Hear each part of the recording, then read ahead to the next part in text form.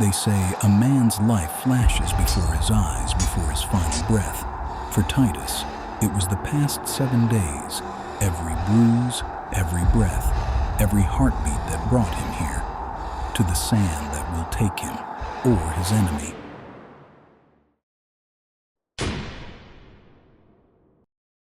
The sun hadn't risen when the Lanista's bell tore Titus from sleep. They live in stone rooms, 30 of them, breathing the same stale air, eating the same stale bread, beans, sometimes figs, if the gods were feeling generous. Titus shares a bench with Marcus, a Thracian with arms like carved oak. They don't speak much. Words are wasted here. Every man is a rival, and in this place, one wrong glance can be the start of your last week alive. Training begins before the city wakes. They drill with the rudies, wooden swords twice the weight of real steel. If Titus's arms shake, they double the rounds. If he falls, he rises, or feels the lash. The heat bakes the sand. Sweat runs like rivers down their backs. The smell, iron, sweat, and fear becomes the air they breathe. The trainer's voice cuts through it all. Again, and again, until the body moves on instinct.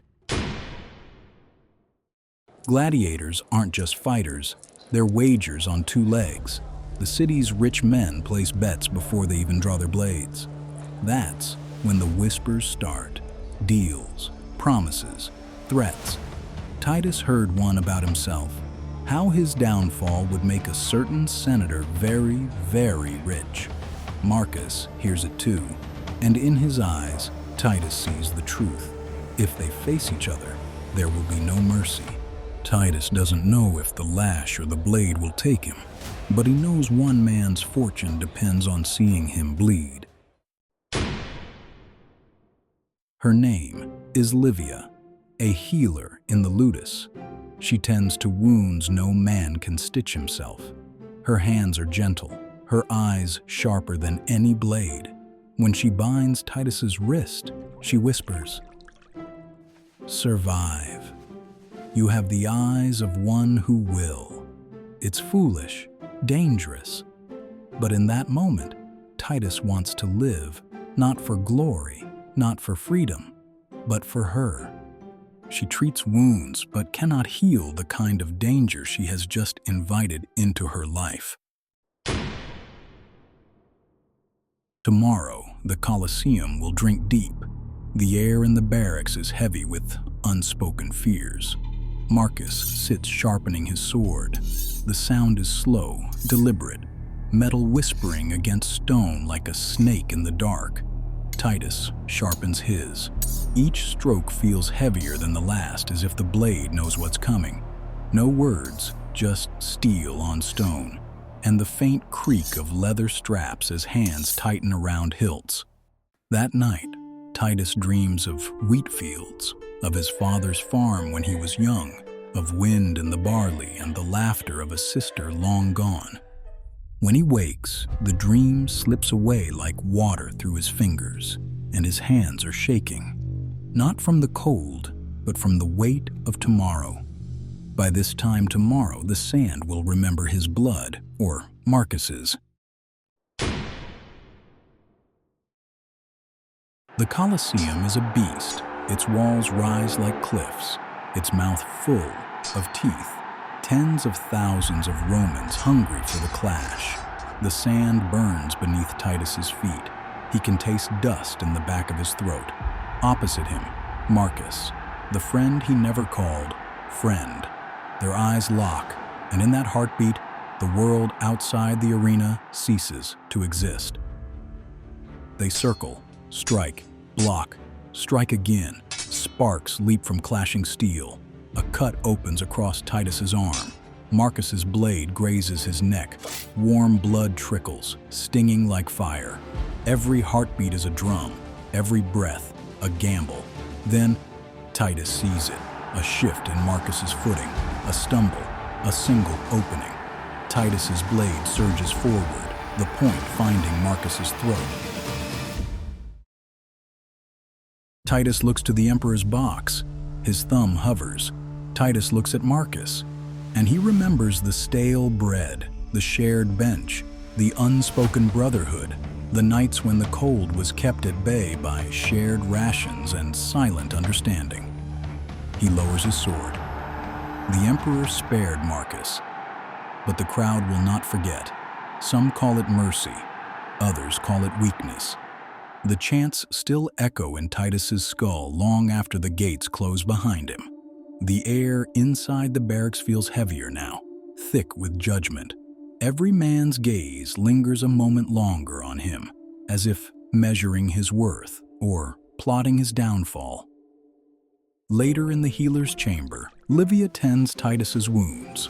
Her hands are steady, though her touch is soft. The sting of the salve fades beneath the warmth of her fingers. She pauses over the cut on his arm, her eyes searching his face. "You could have killed him," she whispers.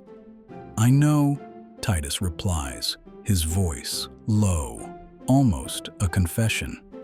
"And yet, you didn't." She presses the bandage a little firmer, leaning closer, her breath warm against his cheek. "Mercy is dangerous here," she says, "but sometimes, it is the only thing worth risking." For a moment, the world outside that room, its politics, its blood, its sand, ceases to exist. Titus notices a loose strand of hair brush against her lips as she works. He wants to speak, to say something that will make her stay. But in Rome, words are luxuries men like him cannot afford. When she steps back, her fingers linger just a heartbeat longer than needed before she lets go. That night, Titus sits alone in the quiet, the smell of herbs still clinging to him. He thinks of Marcus, alive somewhere in the city, and of the blade he chose not to drive home. He thinks of Livia and the way her eyes softened when she looked at him. Perhaps mercy was not weakness, but a rebellion of its own. Titus is alive, but each day here costs a piece of him.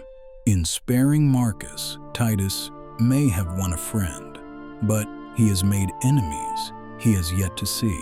And he knows now that survival is not just about the body, it is about guarding the heart too. In the arena, the end is certain. But life is a fight that never ends. And sometimes, the fight worth winning isn't against an enemy's blade. It's against the world that tells you you're not allowed to care. One day, Titus will walk these sands for the last time, perhaps as a victor, perhaps as another name forgotten by the city that feeds on spectacle. But tonight, he walks out alive, not because he was stronger, not because the crowd demanded it, but because in a place built on blood, he chose to keep something untouched.